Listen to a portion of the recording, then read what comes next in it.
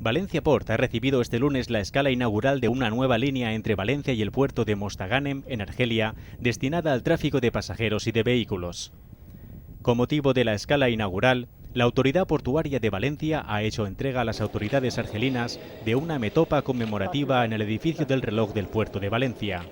El acto ha contado con la presencia de Francesc Sánchez, director general de la Autoridad Portuaria de Valencia, Temar Abdelwahid, Walí de la Wilaya, Carlos Domingo, director general de Obras Públicas, y Juan Carlos Valderrama, subdelegado del Gobierno en Valencia, así como de un centenar de invitados procedentes del país argelino.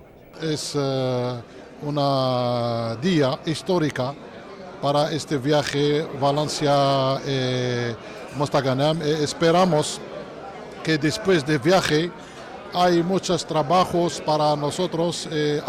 En Mostaganem tiene muchas oportunidades en el turismo, en la agricultura. Esperemos hacer muchas cosas juntos. La nueva línea de la naviera Entreprise Nationale de Transport Maritime de Voyager estará activa hasta el mes de septiembre, coincidiendo con el periodo estival.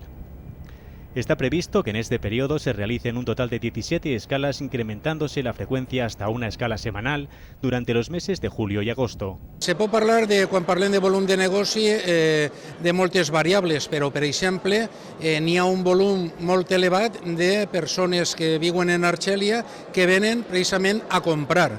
I venen a comprar i, per exemple, les línies que n'hi ha actualment en Alacant, pues cada escala parlen de milions d'euros de compres que fan aquestes persones en Alacant.